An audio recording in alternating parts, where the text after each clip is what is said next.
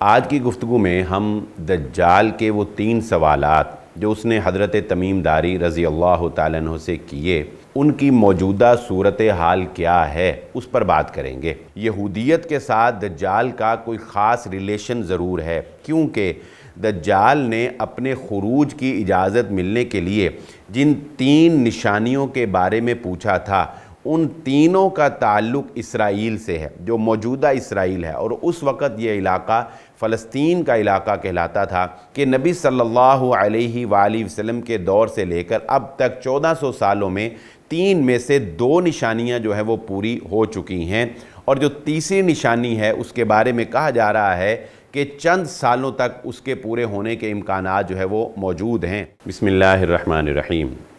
ہماری گفتگو سلسلہ وار علامات قیامت میں امام مہدی سے لے کر قیامت کے قائم ہونے تک جاری ہے۔ آج کی گفتگو میں ہم دجال کے وہ 3 سوالات جو اس نے حضرت تمیم داری رضی اللہ تعالیٰ عنہ سے کیے، ان کی موجودہ صورتحال کیا ہے اس پر بات کریں گے۔ یہ بات بھی اللہ رب العزت کی نشانیوں میں سے ایک نشانی ہے کہ جن صحابی کی دجال سے ملاقات کروائی گئی وہ کوئی اتفاقی ملاقات نہیں تھی، بلکہ اللہ رب العزت نبی صلی اللہ علیہ وآلہ وسلم کے ذریعے سے امت محمدیہ صلی اللہ علیہ وآلہ وسلم کو دجال کے بارے میں باخبر کرنا چاہتے تھے۔ چنانچہ اسی صحابی کی ملاقات دجال کے ساتھ کروائی گئی جو فلسطین کے علاقے کے رہنے والے تھے، جہاں پر موجودہ اسرائیل کا قیام 1948 کے اندر عمل میں لایا گیا ہے۔ ظاہری سی بات ہے کہ اگر کوئی اور صحابی جو مکہ، مدینہ یا کسی اور عرب جگہ کے رہنے والے ہوتے تو ان سے دجال یہ سوالات کرتا تو ان کو ان علاقوں کی حقیقت کے بارے میں علم نہیں ہونا تھا، اس لیے اسی صحابی کا انتخاب کیا گیا جو اس علاقے کی معلومات رکھتے تھے۔ یہ بات بھی غور طلب ہے اور اس پر سوچنے کی ضرورت ہے، اور اگر آپ اس بارے میں کسی نتیجے پر پہنچیں تو ہمیں ضرور آگاہ کیجئے گا کہ دجال کا اسرائیل کے ساتھ کوئی خاص کنیکشن ضرور ہے، یہودیت کے ساتھ دجال کا کوئی خاص ریلیشن ضرور ہے، کیونکہ دجال نے اپنے خروج کی اجازت ملنے کے لیے جن 3 نشانیوں کے بارے میں پوچھا تھا، ان تینوں کا تعلق اسرائیل سے ہے، جو موجودہ اسرائیل ہے، اور اس وقت یہ علاقہ فلسطین کا علاقہ کہلاتا تھا، یا شام کو اگر ہم کنسیڈر کریں تو یہ سارا علاقہ جو ہے یہ شام ہی کے انڈر آتا تھا۔ تو دجال نے انہی 3 علاقوں میں پائے جانے والی 3 نشانیوں کے بارے میں پوچھا، اور یہ تینوں مقامات جس کے بارے میں دجال نے پوچھا وہ اس وقت اسرائیل کے اندر ہیں اور اسرائیل کے انڈر میں ہیں۔ سب سے پہلے دجال نے حضرت تمیم داری رضی اللہ تعالیٰ عنہ سے پوچھا کہ بیسان کے نخلستان کے بارے میں مجھے خبر دو، یعنی وہاں پر پھل ہیں یا کہ نہیں ہیں، وہ باغات جو ہیں وہ بیسان کے باغات وہ پھل دے رہے ہیں یا نہیں دے رہے۔ حضرت تمیم داری رضی اللہ تعالیٰ عنہ نے بتایا کہ وہاں پر پھل ہو رہے ہیں۔ دجال نے کہا کہ وہ وقت آئے گا کہ جب یہ زمین پھل دینا ختم کر دے گی، یعنی یہ دجال کے خروج کی ایک پہلی علامت ہوگی۔ آئیے اب ہم دیکھتے ہیں کہ اس وقت بیسان کے باغات کی موجودہ صورتحال جو ہے وہ کیا ہے۔ بیسان ریاست اسرائیل کے شمال میں واقع ایک چھوٹے درجے کا مگر تاریخی اعتبار سے ایک اہم شہر ہے۔ یہ شہر چونکہ دریائے اردن اور وادی جزریل کے درمیان واقع ہے، اس لیے اسے اپنے محل وقوع کے لحاظ سے خاصی اہمیت حاصل ہے۔ خلافت عثمانیہ میں یہ شہر اسلامی حکومت کا حصہ رہا، جبکہ 1922 میں برطانوی حملے کے بعد یہ علاقہ فتح ہوا اور 1948 میں یہودی ریاست اسرائیل کا قیام عمل میں لایا گیا تو یہ شہر اسرائیل کے قبضے میں چلا گیا۔ آج تک اس شہر پر اسرائیل کا قبضہ ہے۔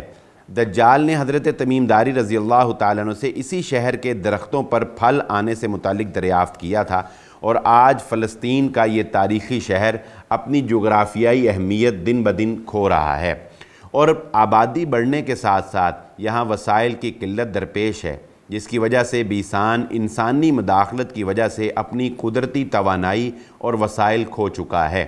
جن درختوں اور جن پھلوں کا ذکر ہوا یہ کھجور کے درخت تھے جو صدیوں سے اس علاقے میں تھے، اور یہ علاقہ کھجور کی وجہ سے مشہور تھا۔ اب یہاں کھجوروں کے درخت ختم ہو گئے ہیں اور کھجور کی پیداوار نہیں ہوتی، تو بیسان کے باغات جو ہیں انہوں نے پھل دینا چھوڑ دیا۔ اس سے ہمیں یہ پتہ چل گیا کہ دجال کے خروج کی ایک نشانی جو اس نے کہی تھی کہ یہ باغات پھل دینا ختم کر دیں گے، وہ نشانی پوری ہو چکی۔ اب آتے ہیں دوسری نشانی کی طرف۔ دوسری نشانی دجال نے حضرت تمیم داری رضی اللہ تعالیٰ عنہ سے پوچھی تھی کہ تبریہ کی جو دریا ہے یا اس کی جو ایک بہت بڑی جھیل ہے اس کے بارے میں مجھے خبر دو، یعنی اس کے بارے میں وہ یہ پوچھنا چاہتا تھا کہ وہاں پر پانی موجود ہے یا وہاں پر پانی موجود نہیں ہے۔ حضرت تمیم داری رضی اللہ تعالیٰ عنہ نے اس وقت یہ خبر دی تھی کہ وہاں پر پانی بالکل موجود ہے۔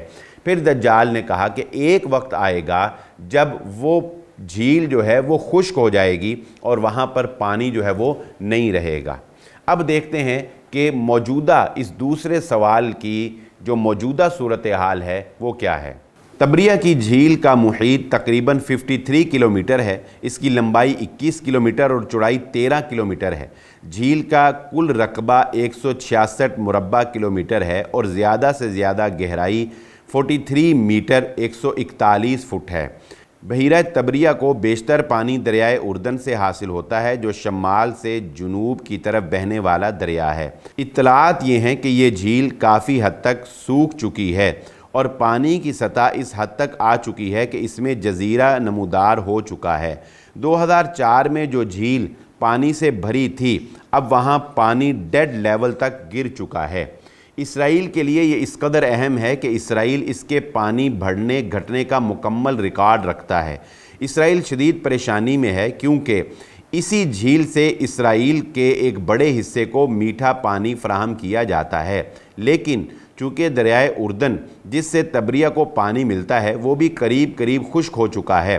کہا جاتا ہے کہ کل تک جو ایک بہت بڑا دریا تھا آج وہ ایک چھوٹی سی نہر کی شکل اختیار کر گیا ہے، اور اس میں سینکڑوں گڑھے بن چکے ہیں جو انتہائی گہرے ہیں اور اس دریا کا پانی ان گڑھوں میں جا رہا ہے۔ اب تک ایسے 3050 کے قریب گڑھے بن چکے ہیں اور پانی ان گڑھوں میں گم ہوتا جا رہا ہے۔ اس لیے نہر سویز سے ایک رابطہ نہر بحیرہ مردار تک کھودی جا رہی ہے۔ واضح رہے کہ بحیرہ احمر بحیرہ مردار سے 400 سے 420 میٹر تک اونچا ہے۔ اس نہر کے علاوہ بحیرہ احمر یا بحیرہ قلزم کو بحیرہ مردار کے ساتھ پائپ لائن کے ذریعے جوڑنے کا منصوبہ ہے، لیکن ایک چیز پھر بھی آڑے آ رہی ہے کہ یہاں جتنا پانی آ جائے یہ بنے ہوئے بڑے بڑے گھڑے اس پانی کو نگل جاتے ہیں، تو قریب یہ نشانی بھی پوری ہو چکی ہے۔ یعنی دجال نے جو دوسری نشانی حضرت تمیم داری رضی اللہ تعالیٰ عنہ سے پوچھی تھی وہ مکمل طور پر تو اس وقت پوری نہیں ہوئی، لیکن اس جھیل کا پانی بالکل ریڈ لائن جو ہے اس سے نیچے جا چکا ہے اور بہت جلد جو ہے وہ پانی خشک ہو جائے گا۔ اور جیسا کہ ہم نے سنا کہ اس میں ایک بہت بڑے بڑے گڑھے بن چکے ہیں اور بالکل سمجھ نہیں آتی کہ یہ پانی کہاں جاتا ہے اور بغیر کسی وجہ کے وہ پانی جو ہے وہ خشک ہو رہا ہے۔ تیسرا سوال جو دجال نے کیا وہ زغر کے چشمے کے بارے میں تھا۔ اس وقت اس چشمے کی کیا صورتحال ہے وہ بھی ہم سنتے ہیں۔ زغر ایک شہر ہے شام کے علاقہ میں۔ زغر ایک خاتون کا نام تھا جنہوں نے یہ شہر آباد کیا تھا۔ یہ حضرت لوط علیہ السلام کی صاحبزادی تھیں۔ ان کے نام پر اس شہر کا نام رکھا گیا۔ یہاں ایک مشہور چشمہ ہے۔ اس کی تفصیل کچھ یوں ہے کہ حضرت عبداللہ بن عباس رضی اللہ تعالیٰ عنہ فرماتے ہیں کہ جب اللہ نے قوم لوط کو ہلاک کرنے کا فیصلہ فرمایا تو حضرت لوط علیہ السلام کو سدوم کی بستی سے نکل جانے کا حکم دیا۔ یہ وہی بستی ہے جو اس پر اللہ رب العزت نے عذاب نازل کیا تھا۔ چنانچہ حضرت لوط علیہ السلام اپنی 2 صاحبزادیوں کو لے کر یہاں سے روانہ ہو گئے۔ حضرت لوط علیہ السلام کی دوسری صاحبزادی کا نام زغر تھا۔ جب ان کا انتقال ہوا تو ایک چشمے کے پاس ان کو سپرد خاک کر دیا گیا۔ اس چشمے کا نام اس بیٹی کی نام کی مناسبت سے زغر مشہور ہو گیا۔ ابو عبداللہ نے معجم البلدان میں زغر کو بحیرہ مردار کے مشرقی جانب بتایا ہے۔ ان قریب یہ چشمہ بھی خشک ہو جائے گا اور اس کے پانی سے کھیتی باڑی بھی نہیں ہو سکے گی، اور قوی امکان ہے کہ چشمہ خشکی کے قریب ہے۔ یوں تقریباً نشانیاں یا تو پوری ہو چکی ہیں یا پوری ہونے کے نہج پہ ہیں، جس کے بعد جھوٹے مسیح دجال کو خروج کی اجازت مل جائے گی۔ یہ سارے مقامات اسرائیل میں اور اسرائیل کے پاس ہی ہیں۔ اس سے دجال کا اسرائیل سے گہرا تعلق واضح ہو جاتا ہے۔ جی تو یہ تیسری نشانی جو زغر کے چشمے کے بارے میں ہے، یہ ابھی مکمل طور پر پوری نہیں ہوئی، یعنی زغر کا چشمہ جو ہے وہ ابھی خشک نہیں ہوا اور موجودہ صورتحال میں وہ خشکی کے قریب بھی نہیں ہے، لیکن ظاہری بات ہے کہ جس طرح سے پہلی دو نشانیاں جو ہیں وہ پوری ہو چکی ہیں، اس طرح سے یہ نشانی بھی پوری ہوگی، اور جب زغر کے چشمے سے پانی آنا بند ہو جائے گا تو یہ تیسری نشانی پورے ہوتے ہی دجال کے خروج کی اجازت اسے دے دی جائے گی۔ ہم کہہ سکتے ہیں کہ نبی صلی اللہ علیہ وآلہ وسلم کے دور سے لے کر اب تک 1400 سالوں میں 3 میں سے 2 نشانیاں جو ہیں وہ پوری ہو چکی ہیں، اور جو تیسری نشانی ہے اس کے بارے میں کہا جا رہا ہے کہ چند سالوں تک اس کے پورے ہونے کے امکانات جو ہے وہ موجود ہیں، لیکن وہ کب پوری ہوتی ہے یہ اللہ رب العزت کے فیصلے ہیں۔ لیکن اس سے ہمیں نبی صلی اللہ علیہ وآلہ وسلم کی احادیث کی حقانیت کا علم ہوتا ہے کہ یہ حدیث جو دجال کے بارے میں تھی یہ بالکل صحیح حدیث ہے، اور اس حدیث میں جو نشانیاں بتائی گئی ہیں وہ بالکل صحیح پوری ہو رہی ہیں۔